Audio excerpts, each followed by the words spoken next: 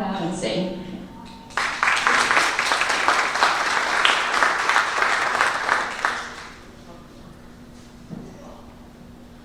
Thank you, Lenny, Jing, and all of the audience members for having me here. I like to walk around when I talk. So it's great to see all of you here, such a large audience. It's always fun to come and share some of my work with you. So I have slides. We don't have to go through all of them. And I hope we can have a conversation, and I'm happy to just answer any questions you have along the way, okay? All right, so a little bit about myself. This is basically, I just like to introduce myself. This is a picture of my brain. What happens in my brain, and maybe nobody should see it, but I think about problems that span sort of basic physiology to sort of inspired by my interactions with physical therapists and people with mobility disorders, and how we can use that to help advance science and mobility, and also to implement them in engineering tools like robotics or like automatic diagnoses and things like that. We're kind of far away from like really getting those fancy technologies in the clinic, but what I can share with you is a sort of understanding about balance control primarily that that has led to some of these ideas that hopefully will be implemented in the future. So we study things like the reflexes, how balance changes in different diseases, and I'll show you a little bit of robotics. Okay.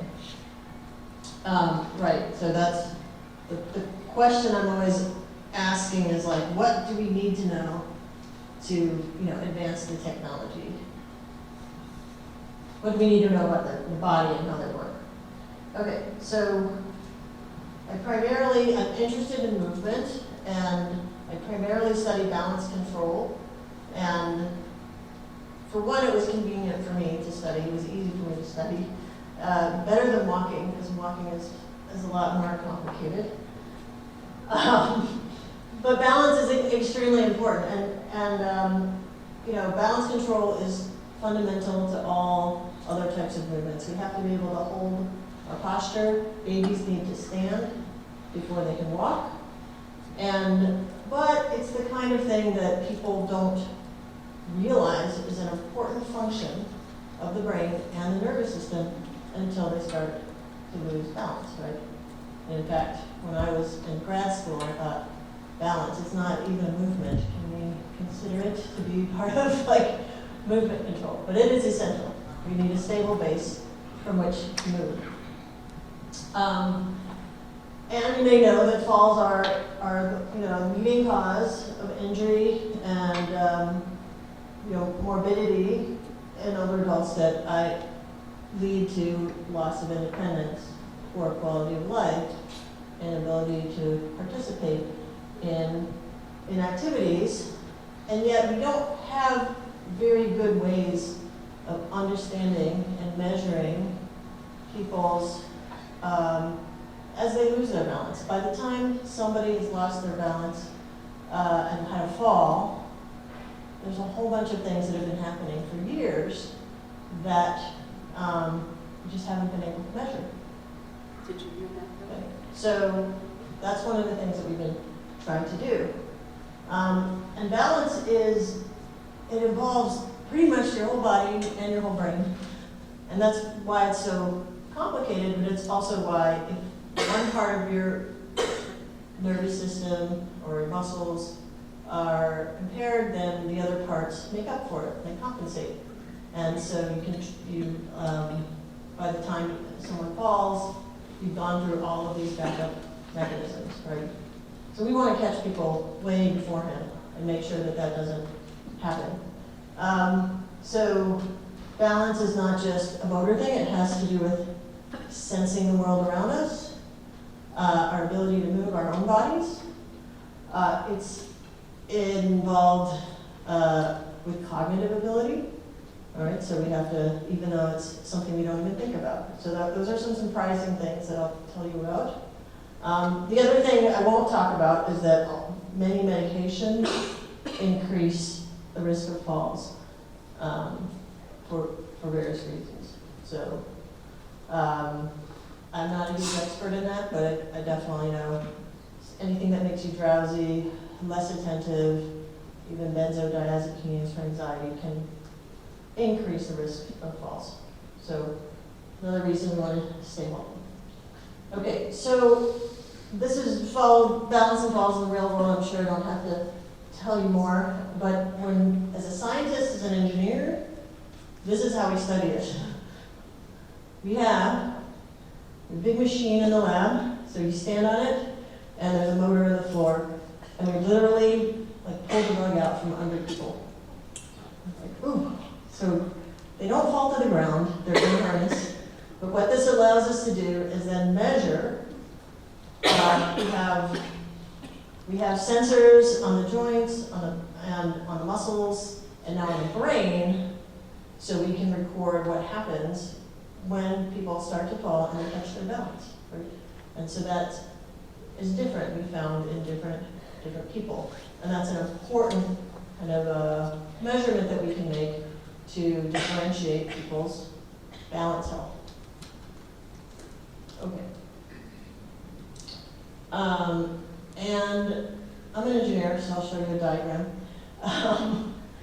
When we fall, we have to detect what happens. The falls and signals go through your nervous system, through your spinal cord, through your brainstem, and through your brain. And that's what I'm saying, it involves all parts of the nervous system, and those have to be coordinated.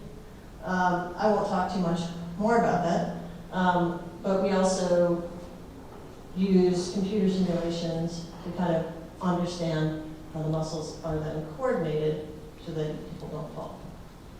Okay, so that's sort of a glimpse into how we study it from a scientific and engineering perspective. And now that I've shown you that diagram, what it means to me is that balance control is not just one thing. There's an involuntary part. If I push you, people will catch themselves. And there's a voluntary part where I can actually balance. So it's a little bit like breathing, right? I'm going to breathe regularly, and then sometimes I can take a breath if I want to, right? So there's an automatic, what we call involuntary, automatic part, and a more voluntary part, right? But we couldn't breathe just voluntarily all the time, right? So it's important that we have both of these types of control working, right? And what happens is that we have maybe spinal responses that are very fast that keep our limbs in place. What we call the automatic response is processed by the brainstem, which is, I don't know, maybe people talk about it as your lizard brain. It's one that monitors breathing and other automatic functions that we don't want to have to think about. And then we can also voluntarily balance, but it's a much slower, longer process. So that's one reason if we have to think about our balance, it's less efficient. Okay? One thing we need to know is with aging, balance shifts away from this automatic part more to the voluntary part. And that's something we need to pay attention to and to be able to measure. Right? So it becomes less automatic. Let's see, what did I have? I already done that. And here are just my take-home messages. If you want to just read this and then zone out for a while, then I'm going to talk about all the senses that are needed for balance, how we measure how brain activity is increasing with aging and disease and making balance less automatic, and therefore making people more prone to falls. We'll talk about its relationship to cognitive health, balance health, and cognitive health. And some ways that we think by actually measuring brain activity, we can try to predict who's going to be more at risk for falls in a few years. And finally, what's just really important to take home is that use it or lose it is a very important principle in maintaining your balance and cognitive health.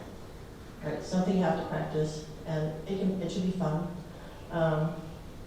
and something that people enjoy. Okay, any questions so far? All right, so this is sort of my outline. We're going to talk about senses, brains, muscles, and implications. Again, the same thing to remember is that if somebody pushes me, I have to sense how, if I'm falling, and my brain has to make a decision. Am I following what direction? Then it has to activate muscles in the proper way in order to maintain balance. So even though it seems like nothing, it is definitely, there are signals moving all around your body. Okay. So when you're balanced, people sometimes talk about posture, right, and balance, and they're not exactly the same thing. Posture is like when you have to stand up tall and look good. Balance is really keeping my body upright so that you don't fall over. And it might not mean holding one posture. Okay, so the first thing we need to know in order to maintain balance control is which way is up, right? So all of our balance problems, necessity to balance is because there's gravity and we're gonna fall, and so we need to know which way gravity is going. Okay? Then you need to sense, am I actually falling or not? So that's what we call postural equilibrium. And partially that means just keeping my center of mass over what I call my base of support, so like between my feet. And I have to keep track of my body configuration. So that just means how are my joints. And one way when I'm being pushed is if I stand with my feet close together, then I have a small base of support, and it's harder to keep my center of mass over the smaller base of support. And so standing wider can help. Holding on to something else also expands my base of support. So if you have a cane or a walker, that's what it's doing. It's expanding the base of support, and so I can support more body motion and stay in equilibrium. Okay, so exteroception and proprioception are two big words that basically means I have to be aware of things outside of my body, and I have to be aware of things inside of my body in order to maintain a balance. How do we do that? How do we do that? Do you guys have ideas of how do we keep, what senses do we have to help us with figuring out where we are? Yeah, good, vision's good. Sight, anything else? Ears. Ears? Feet. Eyes? Did someone say feet? Yeah. Yes, feet are very important. Okay, great. So I'm going to go through with a few things and try to explain why we have to have all of our senses to balance. Okay, because none of them are perfect for telling us if we're falling. So for vision, which way is up? Am I falling? What is my body configuration? So the visual system, the eyes, what I see tells me how I'm moving in the world, or if the world is moving relative to me. I can't tell the difference, right? It's important I can see that the pillars here are vertical, so I know which way is vertical. But if you go in a fun house and things are tilted, now you think it's going to tell me that I have to be tilted, right? So vision can't really distinguish those things, but it can tell me also if something's moving. So here, if I have a scene and I move it, I won't be able to know if I moved or if the world moved. So for example, maybe you stood by a bus or a subway and it starts to move and you jump because you think, right, I fell. Right, that's the visual trick. That it tricks you into thinking that you're moving because the bus is so big that your brain interprets it like a building, and buildings don't move. So I must be moving.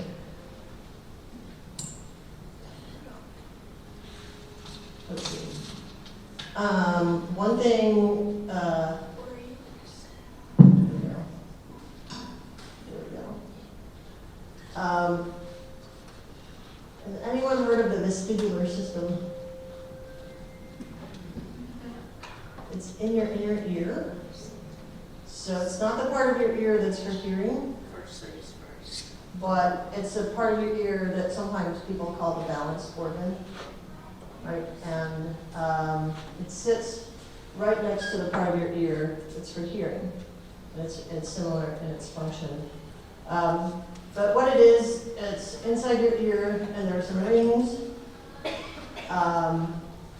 as well as another part called the otolith, and they basically tell me if my head is turning. These rings have fluid that go in them, and so if I nod my head or turn my head, they're gonna send signals to the brain. So my head is moving. And then there's another part that tells you if you're tilting. Okay. So and when people lose their vestibular system, they get dizzy, right? And dizziness is bad for balance control and for falls. So the vestibular organs can tell me if I'm vertical or not. And it can tell if my head's moving, but again, it can't tell me if my body is moving. Okay, so it's another important sensation that I need to maintain balance. And it will send a signal if I start falling. Okay. Let's see. And somebody talked about the feet. Feet are very important in feeling the ground beneath me. You can't underestimate like feeling the ground below me as a centering, like this, the ground is horizontal and I want to stay vertical. And the way that we do that is through sensors in the skin that are very similar as they are in the hands and the feet. So this gives us a sense of touch. So they're receptors, and when they're embedded inside the skin, and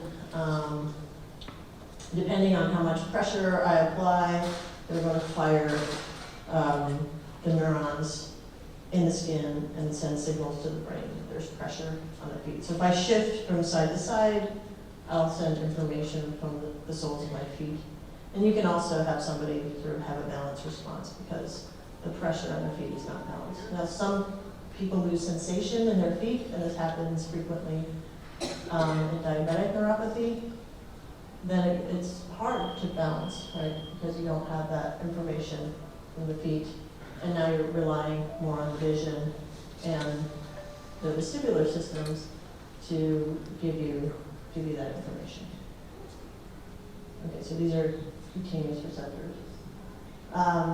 So these can't necessarily tell you which way is vertical. They might be able to tell you if you're falling, and they still won't tell you about how is my body, am I standing up straight or not, right? So far I have sensors in the head and sensors in the feet, and I don't have anything to tell me what's going on in between.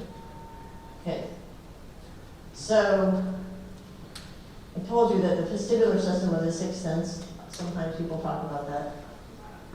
There's another sixth sense, so maybe it's the seventh sense, that we call proprioception that I study. And how many of you have heard of proprioception? Okay, one, all right.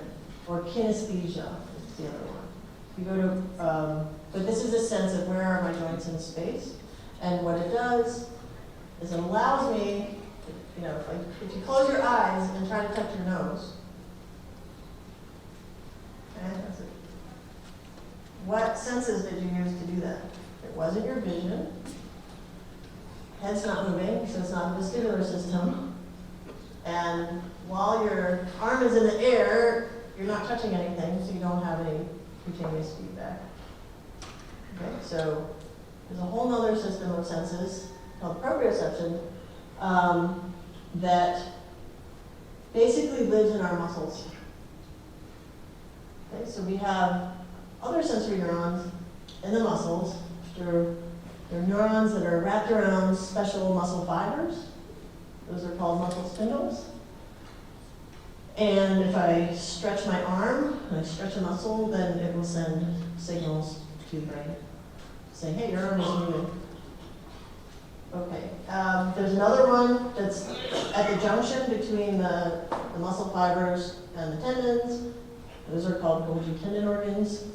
And they tell me if there's some force, like I'm activating my muscles to try and do something. All right, those are much less understood, so I won't even begin to tell you that we know everything about these organs, but proprioception is extremely important. There are some individuals who suffer a total proprioceptive loss, and then they don't know where their arms are in space. They have difficulty standing or writing or anything that requires fine manipulation. So it's also very, very important for your balance control. Now I know all of you have had the experience of having your proprioceptors activated because they are in fact the sensor that is activated in the knee-jerk response. So if you've gone to the doctor and have your knee tapped, it kicks out, right? That's a reflex in the spinal cord where the muscle's stretched, the muscle stretches, and it sends signals to the spinal cord, and then it contracts your muscles. So that's a very simple example of what we call a sensory motor circuit.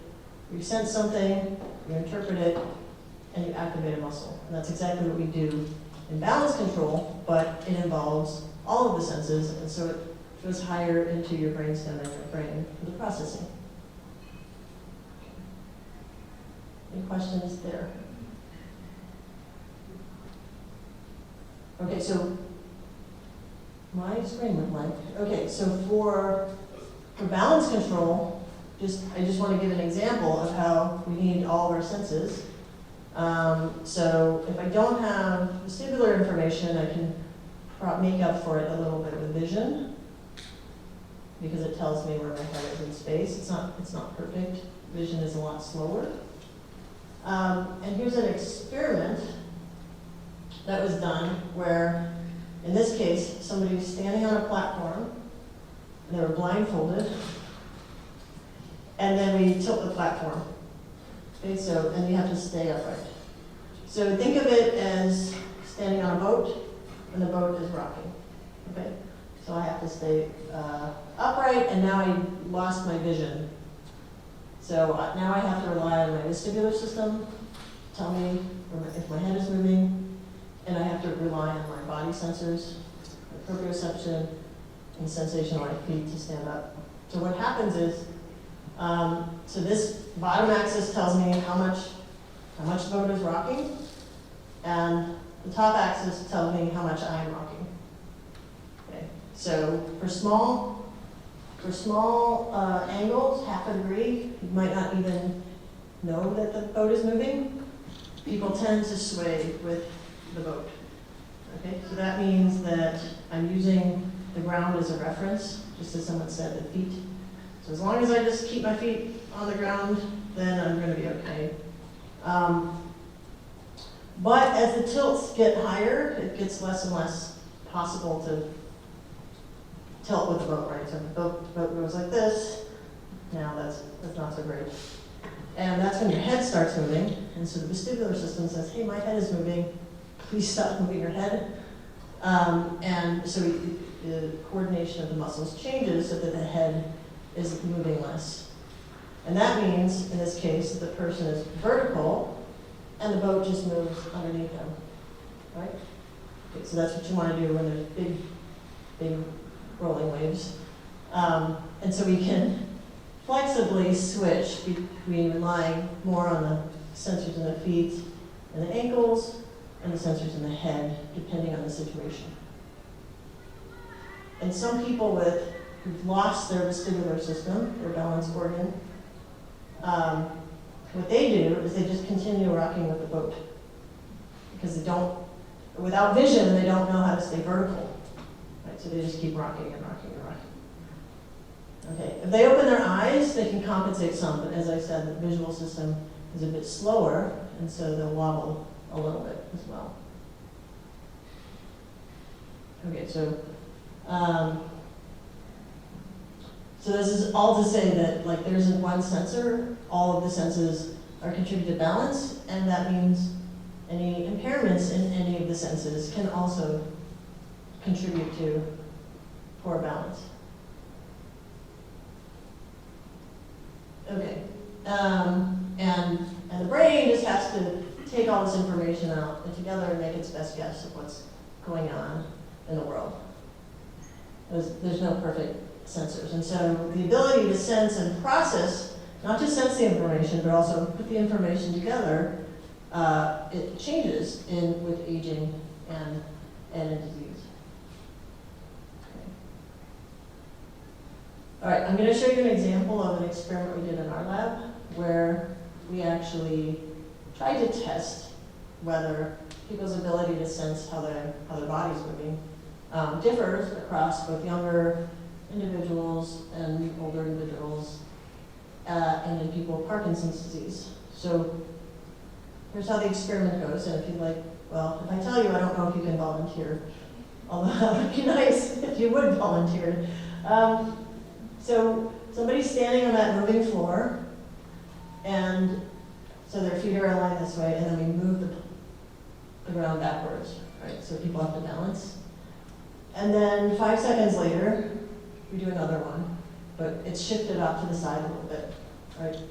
And then people are blindfolded and they stand there and they basically have to judge if the two perturbations were the same or the different direction.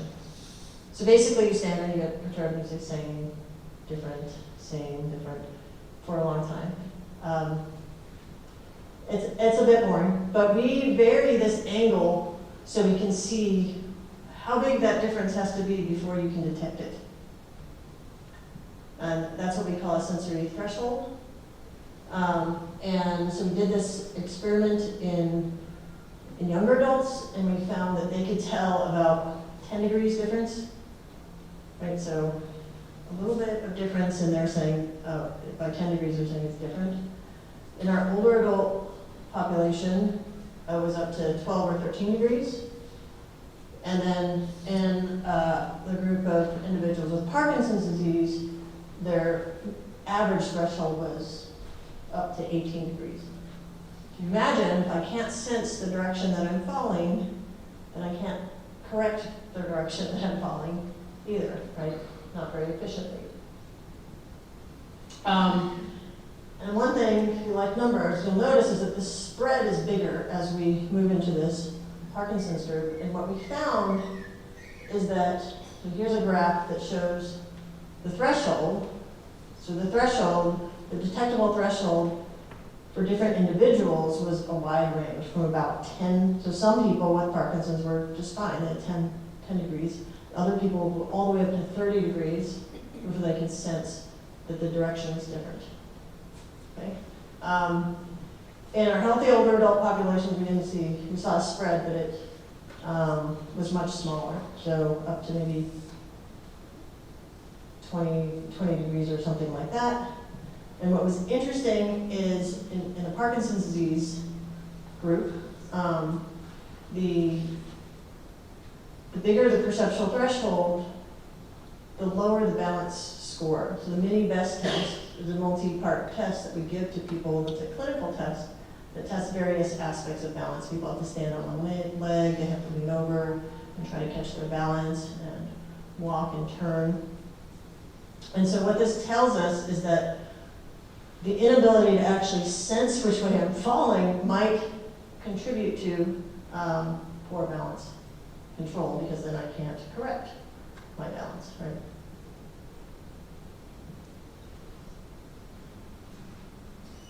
Okay, so sensing is really important, and some of the things we've done to try and address this is look at how do you, when we aid people during walking, why does it work? So when you hold somebody's hand, why does it help your balance?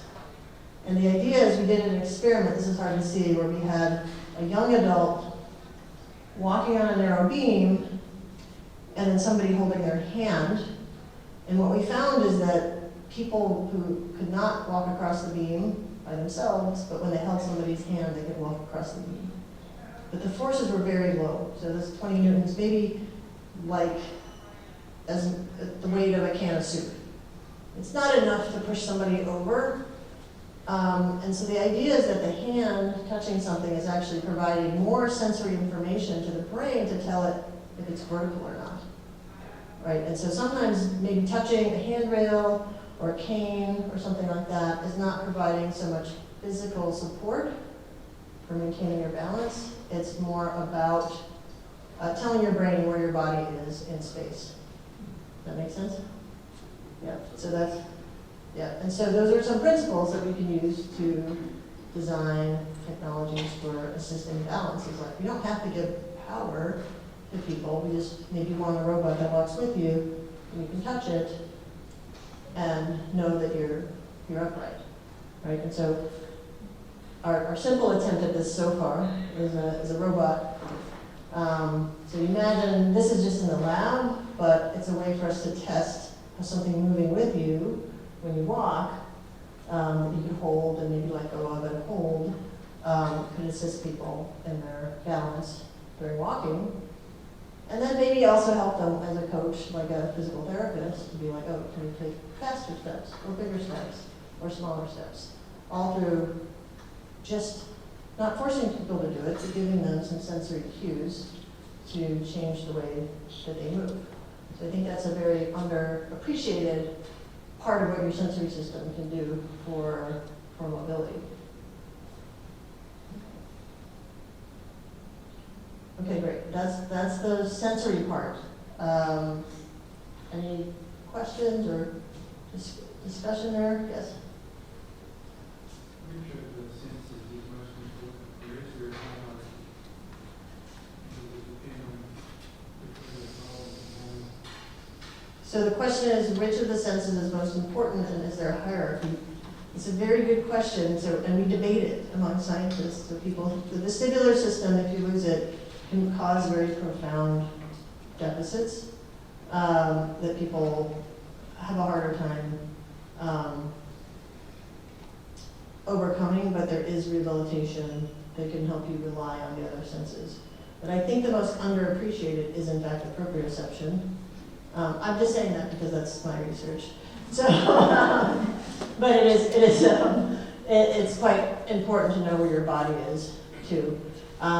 I think the most important thing to know is that if you have 2, 3, 4 different sensors that can help, if you lose one, you're probably okay. It's when people start to lose multiple that there's no other way to compensate. So blind people do okay with their balance, but then if I have that and a different sensory loss, then the impact is going to be worse. So with aging, if all of the senses are maybe degrading a little bit, people can compensate in different ways.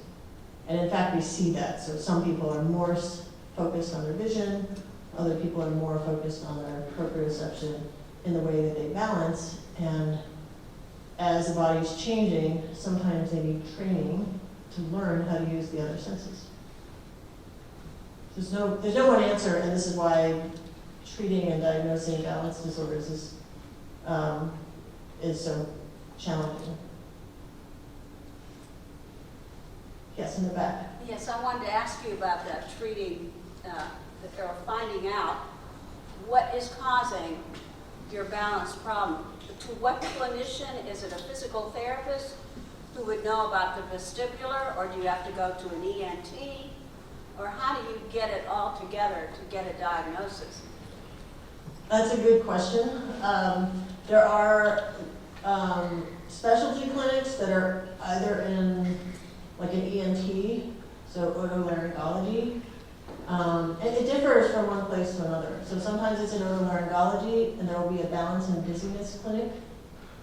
And they'll be mostly focused on the vestibular system, but there's a machine that can actually test how much your vision, your vestibular, and your proprioception is contributing to balance. That's a tool that's been in certain specialty clinics for probably 20 or 30 years now, that has been very, very useful, although the company that makes them just got bought, so we don't know what's going to happen next with this technology. But there's a version 2 of that where they'll use virtual reality to try and test the relative reliance that people have on one sense or another.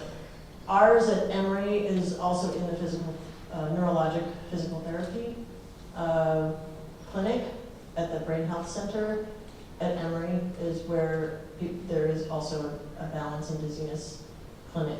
So there aren't that many in the world, so that's one of the issues is that it's not accessible to everybody. Yes? Following along that line, a center or a clinic, I was in Massachusetts at Massachusetts Eye and Ear, and I spent a half day in that, I would call it a torture chamber, where they spun me around and then they turned upside down, they put warm water, cold water in my ears. I spent a whole half day at this. I came out of there thinking that, but they were able to then be able to know from what my feet were sensing to my middle ear to, they just did everything, a whole half day of this. So I knew where I was in all these different categories. Is there such a clinic here somewhere in the area where we can get referred to and have a half day of torture?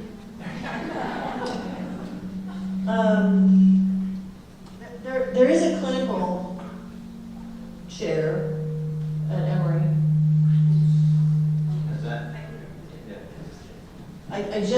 So I actually got tested myself in there too, and they put the cold water and nothing happened, which is actually bad for your vestibular system. The ones, Mass Eye and Ear has some that might be larger and more sophisticated than what we have at Emory, but there is a spinning chair in which you spin and they'll look at how your eyes move, among other things, to test your balance. Because one of the things your vestibular system is good for is when you turn your head and move your eyes so that you can stay fixated on one point. So there's a trick that I do with the undergrad, so I spin them in a chair and then we stop and we watch their eyes move. But I won't torture you here since you already had that. No, since I know where I was 10 years ago, it'd be nice to know where I am now. Right. Are my feet getting out sensory-wise or middle ear? Right. What's going on?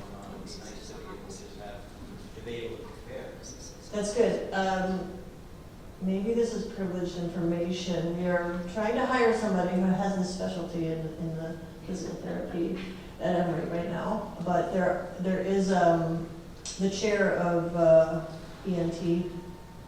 What is ENT stand for? Ear, nose, and throat department is very interested in this also, so they'll have access to that. I don't. The person who did it to me retired, so I can't refer you. No, I just wondered if there was such a center here. Yeah, in Atlanta, but not in Athens. At Emory? Yeah. Great. Okay, great. All right, so the next part of the talk is not in your pamphlet because I just gave this talk to the scientific people. I thought it was cool, so I'm going to tell you about it. So remember I said that the balance control shifts to the brain with aging. Most of the time, the reason that we know that is through this idea that people stop walking when they're talking. Okay, so this is from the Lancet in 1997. Stops walking when talking is a predictor of falls. And so people, normally, like my undergrads, they're walking and they're texting and they're not paying attention to anything, and that's because they're walking and balance is quite automatic. And what happens is as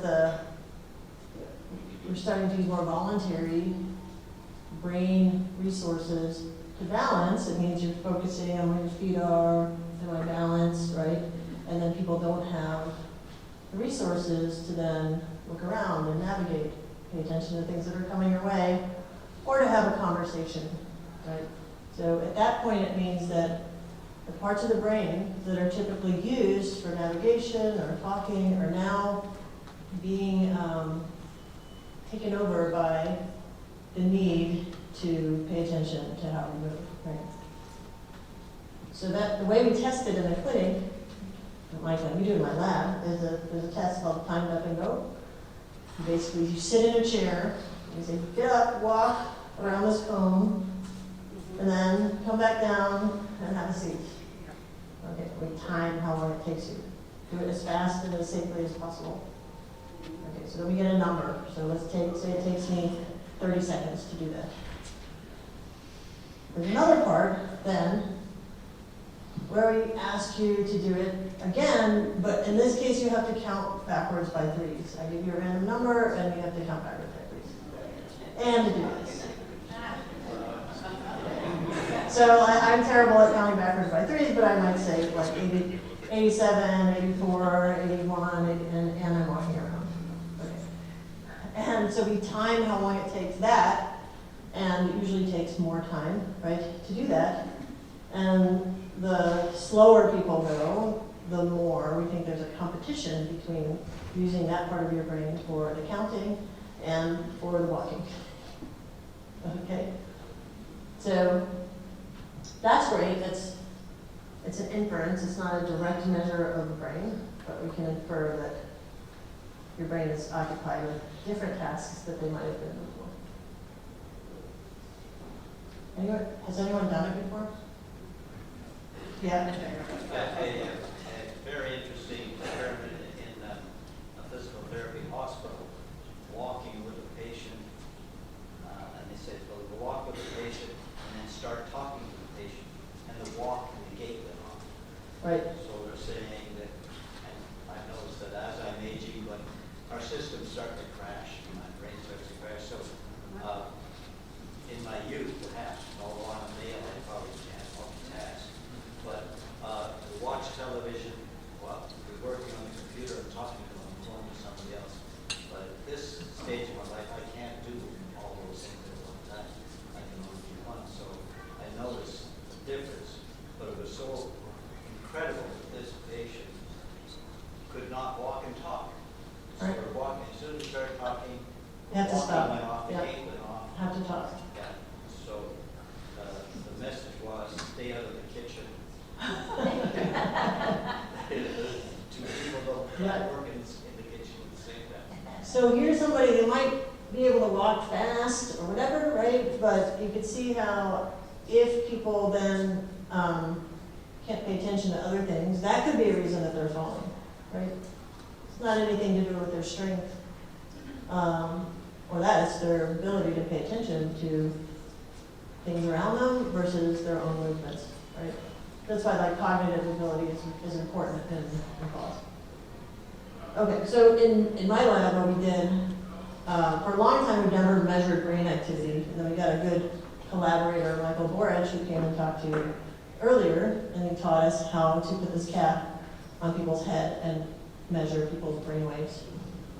And so, again, this time we're measuring from the top of the head what happens right when we pull the rug out from under people. And if I look down at the top of people's heads and I look at the voltage, we get sort of a movie of activity like this. Right, so this deep blue means that there's a bunch of neurons firing together. And this is in a healthy young adult, so it happens in everybody. But it's a really nice, clear signal that we have as a way to compare individuals. Okay, so what happens? So in a young adult, we look at their top of the head, we increase the size of the perturbation, we see more and more brain activity. That makes sense, right? It's harder. Now I have to bring in more resources. But you can see at this lower,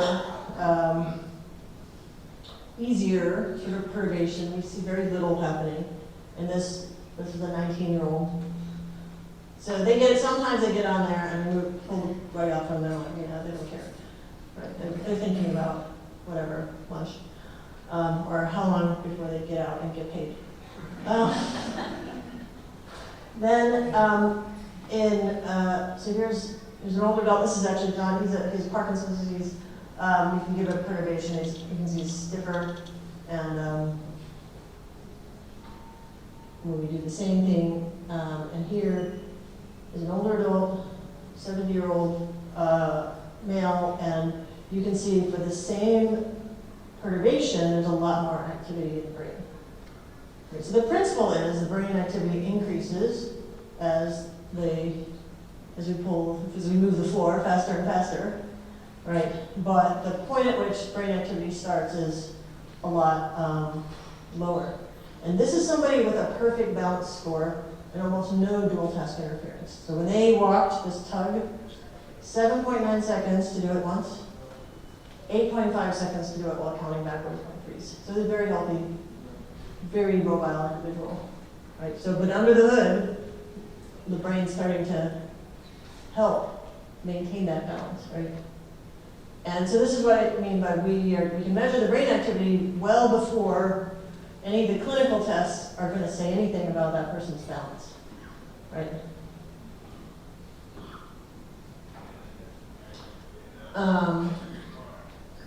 Let's see. Okay.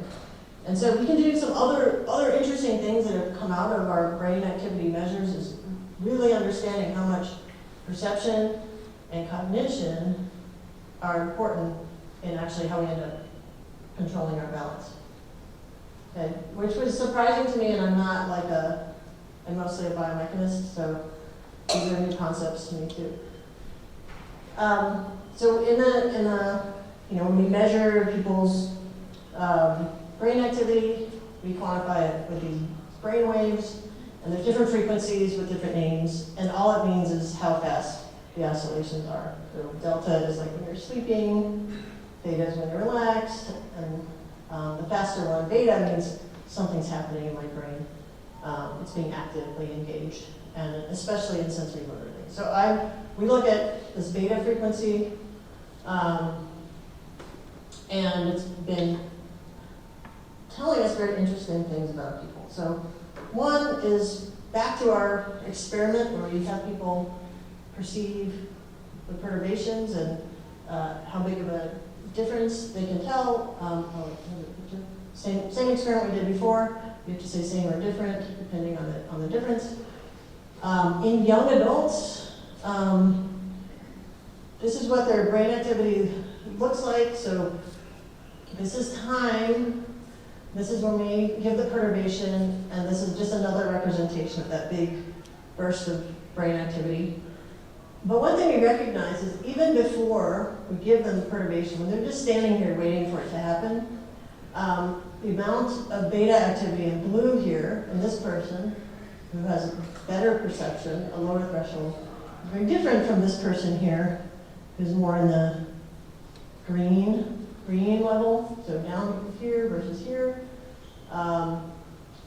They had a difference in what their brain waves were doing just standing there.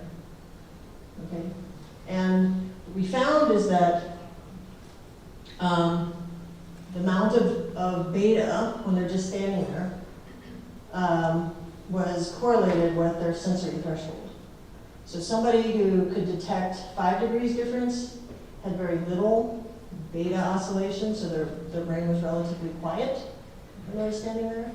And somebody who could only detect 10 degrees difference had more sort of brain waves in their sensory motor area while they were just standing there. So it's really interesting that we could just predict, just based on standing there, how people were, what they were going to be able to detect in our test. Okay, so beta is interesting because beta oscillations are actually elevated in Parkinson's disease.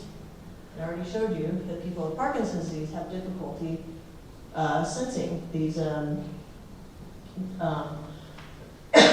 changes in the floor direction. This is why many open the water for me.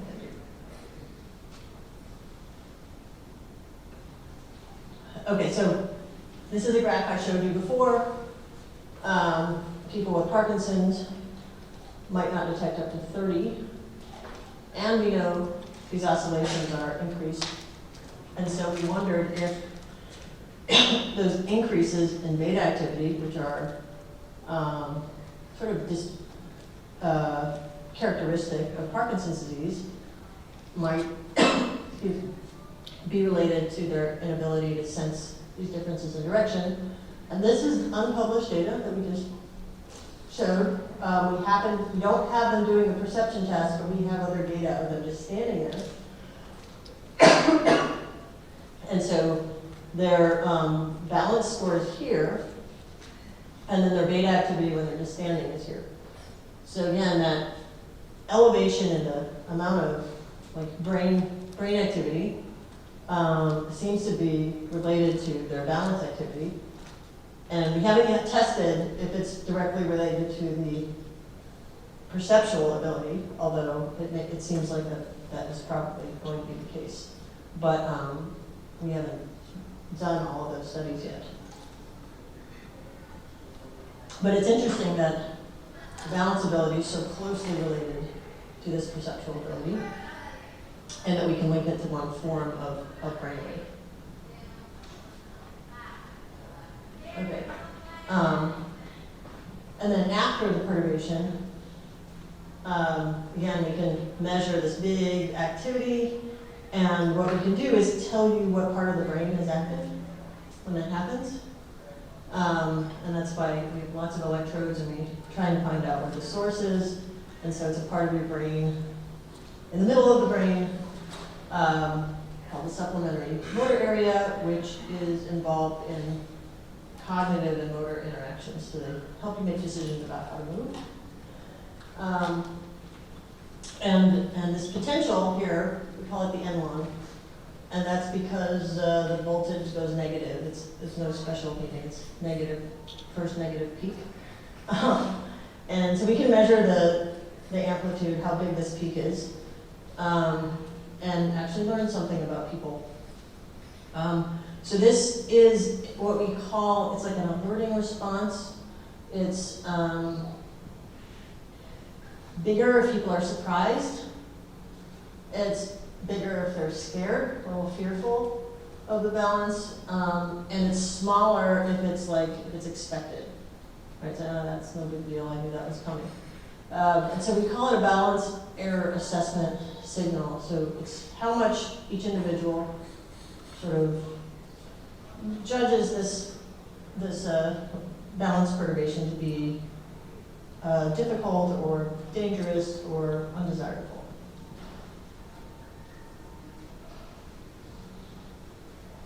And so it's one way to stratify people into, excuse me.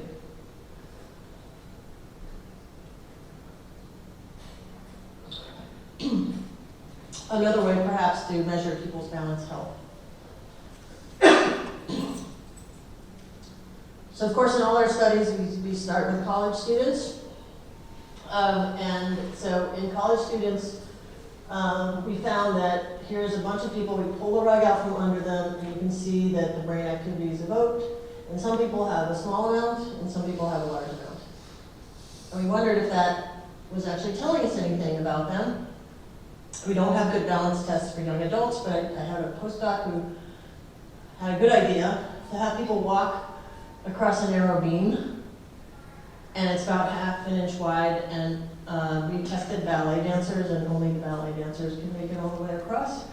And so it was one way for us to, you get 6 tries, and we see how far you get across the beam. And so when we looked at that, and there were some corrections we had to do here, but we found that the people with the most brain activity when we pull the rug out from under people, so that's these people, are also the people who didn't make it very far across the beam.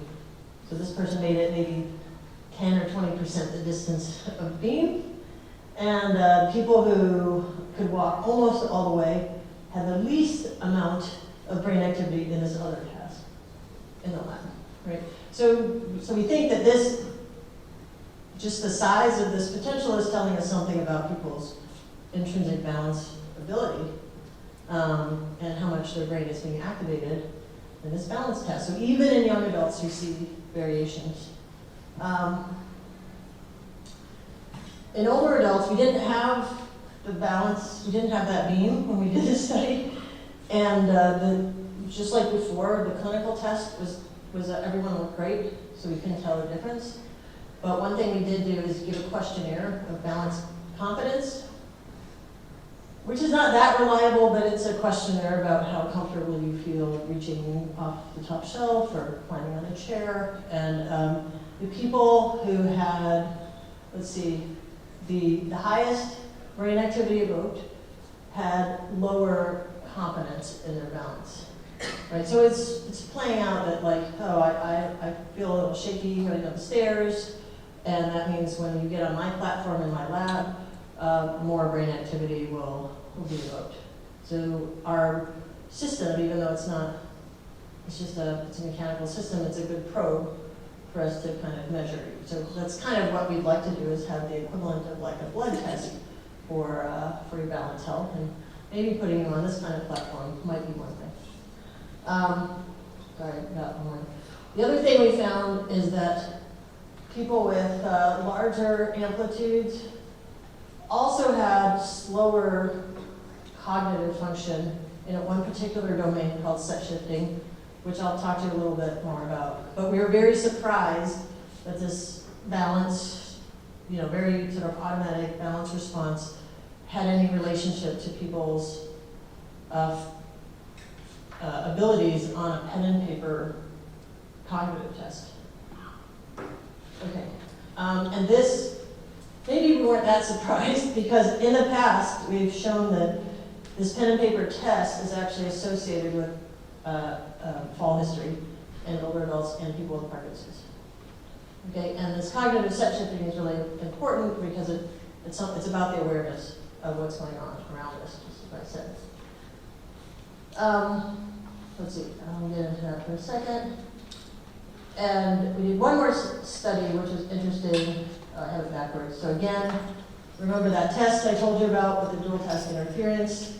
So the slower people are when they're counting backwards by threes, when they're doing that test, the more communication there was between the motor area of the brain and the prefrontal area of the brain. So the motor area of the brain is for moving your muscles, and the prefrontal is for attention, right? Attention and math and things like that. And so it just showed that part of the brain, the frontal areas of the brain for attention, were now more concerned with motor activity than other activities like counting. And so this is actually shown in a task.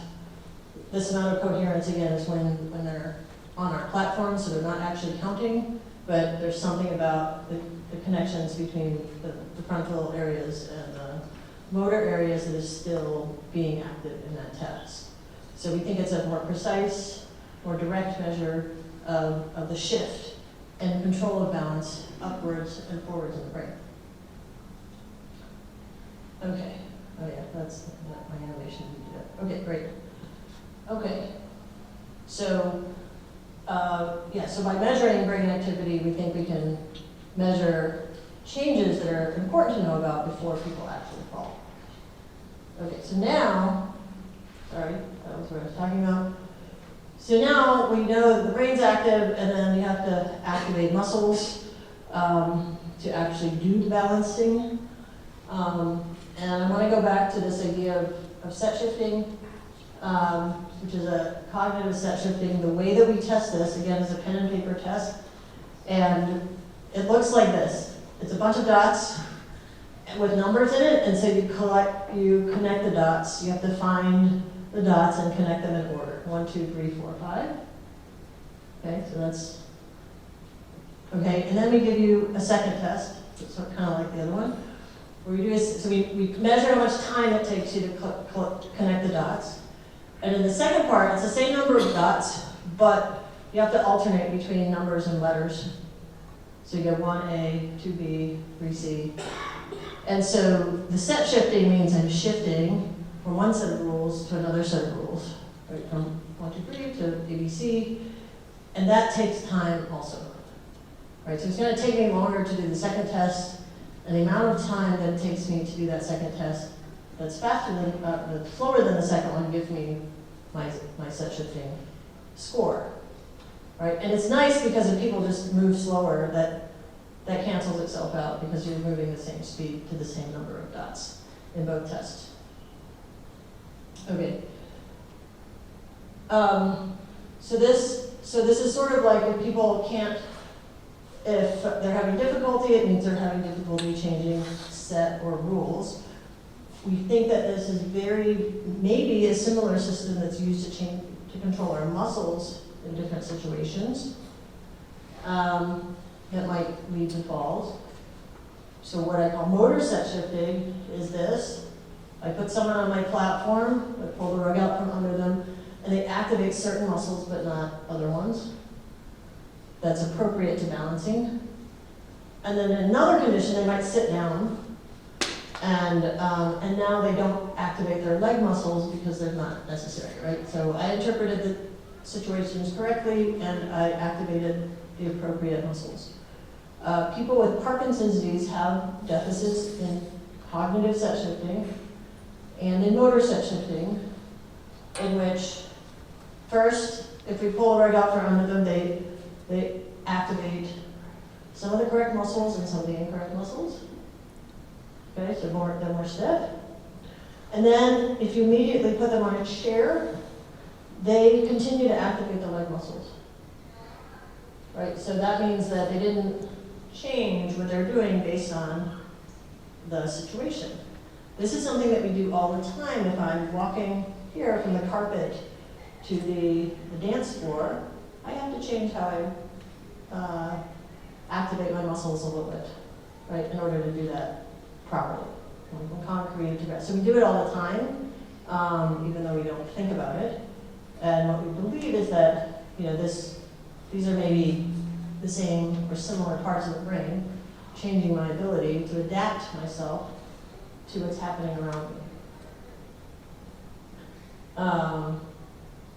This is inflexibility, and we literally found this stiffness in some people, when we push them on our platform. This tells me how much they swayed. So one person, when we pulled the rug out from them, they moved a lot, and another one moved a little bit. Okay, same amount of challenge. And it turns out that the people who moved the least, they were stiff, down here, are also the people that took the longest on the pen and paper set shifting test.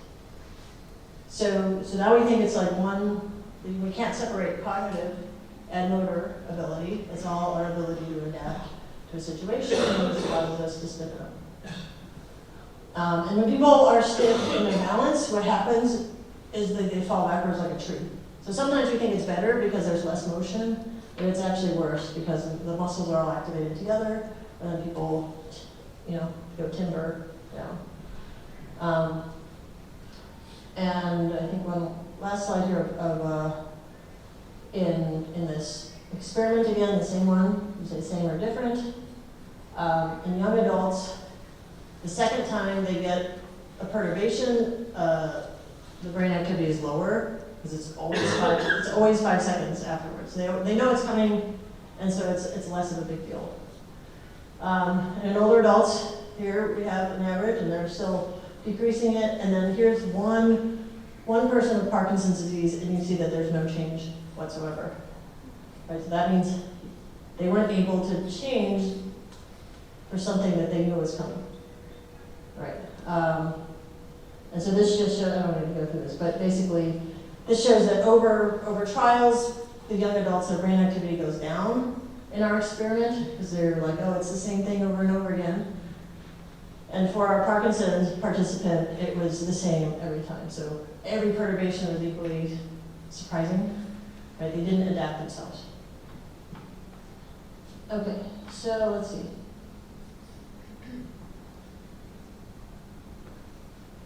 So we think that by measuring brain activity, we've really honed in on the fact that movement is thinking, right? The same thing, and that we could measure differences in people that might tell us about what we call prehabilitation. So before anything happens, you would say, oh, I'm starting to use my brain more, I should do some exercise to help that. And we could also look at different areas of the brain and how they affect different aspects of balance. And I just want to give a plug for my colleague, Madeline Hackney, who has developed a dance-based interaction, rehabilitation that actually helps with this cognitive motor interaction.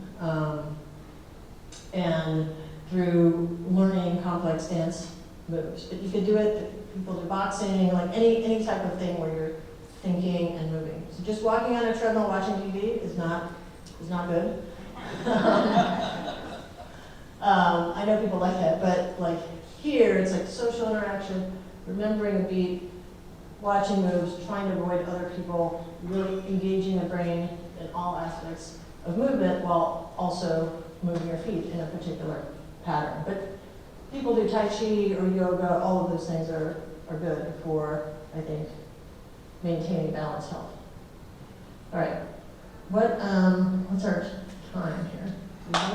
I have a couple of fun movies if you want to do that. This is, after this, we try and develop robots that might help with what therapists do. We were inspired by the tango dancing, and we wanted to see if we could get a robot to make it more fun or reliable for people to do a type of interaction. So this is Madeline with one version of the robot that we had. Let's see. And then I think there's a picture of me. Oh yeah, so this is me trying to do a dance move with the robot. And you can see this robot, all it knows about is the interactions in the hand, the forces of the hands. It doesn't know where I am except for how I'm holding it. So that's why we think the sense of touch is very, very important. And then the other way in which our work has been used to help with other mobility devices is, this is our lab, so you can see how it works. Gear people up is a wearable robot on the ankle that assists with people's balance. And we had to know a lot about how people control their muscles to make this work.